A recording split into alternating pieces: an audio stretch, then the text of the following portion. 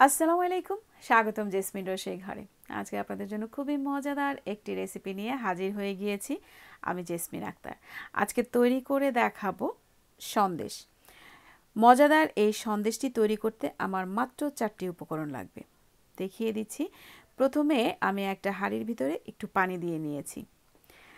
পানি দিয়ে এরপরে আমি এর ভেতরে প্রথমে দিয়ে দিব লিকুইড মিল্ক। লিকুইড মিল্ক আমি এখানে ব্যবহার করেছি 1 কাপ। এবার দিয়ে দিচ্ছি পাউডার মিল্ক। পাউডার মিল্ক আমি এখানে দিয়েছি 2 কাপ। পাউডার মিল্কটা দিয়ে এবার দুটো উপকরণ আমি খুব ভালো মতন একটু মিশিয়ে নিব। যারা কন্টিনিউ আমার ভিডিওগুলো দেখেন কিন্তু এখন পর্যন্ত চ্যানেলটিকে সাবস্ক্রাইব করেননি, আশা করি আমার চ্যানেলটিকে সাবস্ক্রাইব করে আমাকে সাপোর্ট করবেন, আমার পাশে থাকবেন। পাশের বেল আইকনটিও প্রেস করে রাখবেন প্রত্যেকটা নতুন নতুন ভিডিওর নোটিফিকেশন পাওয়ার জন্য। আমি চেষ্টা করি সবসময় খুব সহজ এবং মজাদার রেসিপি আপনাদের সামনে নিয়ে আসার জন্য। আশা করি আপনারা উপকৃত হন। আপনাদের উপকার করতে পারলেই সেখানেই আমার সার্থকতা। এবার এখানে দিয়ে দিচ্ছি কনডেন্সড মিল্ক। কনডেন্সড মিল্ক আমি টোটাল এখানে ব্যবহার করেছি 1.25 কাপ। কনডেন্সড মিল্কটা দিয়েও কন্টিনিউ আমরা মিশাতে থাকবো এবং নাড়তে থাকবো।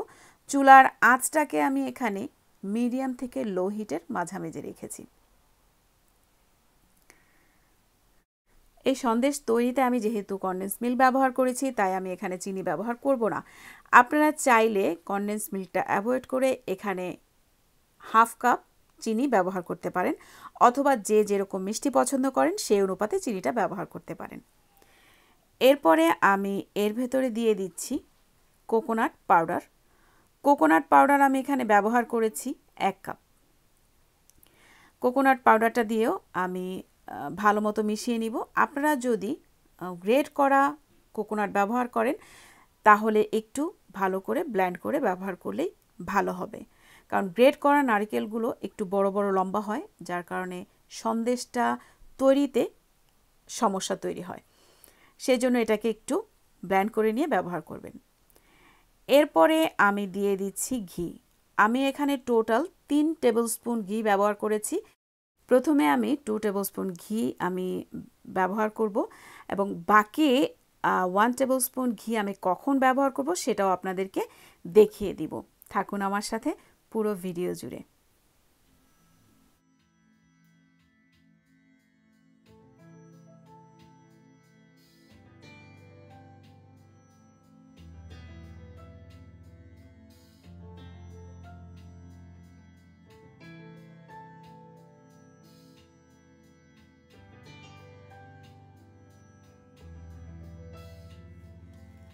আমি এখানে আরও একটি উপকরণ ব্যবহার করছি।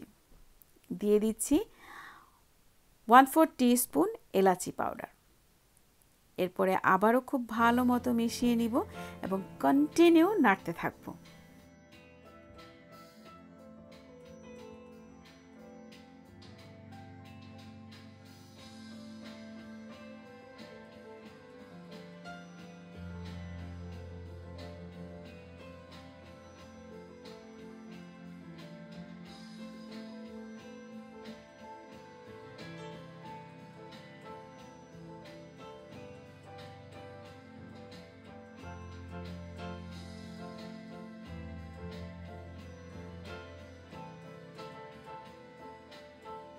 সবগুলো উপকরণকে যখন নাড়তে নাড়তে ঠিক এ অবস্থায় চলে আসবে তখন আমি বাকি 1 টেবিল স্পুন ঘিটাও এখানে ব্যবহার করব। এরপরে ততক্ষণ পর্যন্ত নাড়ব যতক্ষণ পর্যন্ত না ঘিটা উপরে উঠে আসে। এরপরে পছন্দ মতো কেটে পরিবেশন করব। তারপরেও বলছি ভিডিওটি শেষ পর্যন্ত দেখুন, আশা করি আপনাদের উপকার হবে।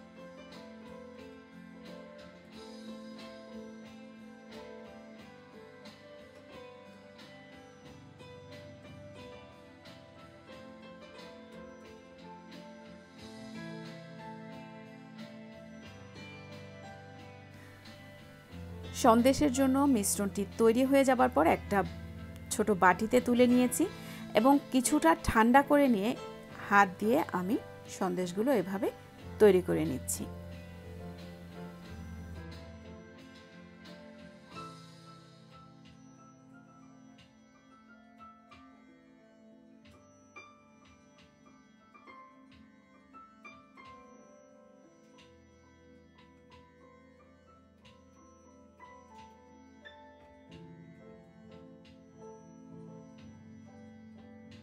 সবগুলো সন্দেশ এভাবে তৈরি করে নিয়ে এর ভেতরে পেস্তা কুচি দিয়ে দিয়েছি এবং সাথে শুকনো গোলাপের পাপড়ি সাজিয়ে দিচ্ছি।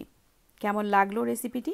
যদি ভালো লেগে থাকে তাহলে অবশ্যই লাইক করবেন, শেয়ার করে অন্যকে দেখার সুযোগ করে দিবেন, সাবস্ক্রাইব করে পাশের বেল আইকনটিও প্রেস করে রাখবেন প্রত্যেকটা নতুন নতুন ভিডিও নোটিফিকেশন পাওয়ার জন্য।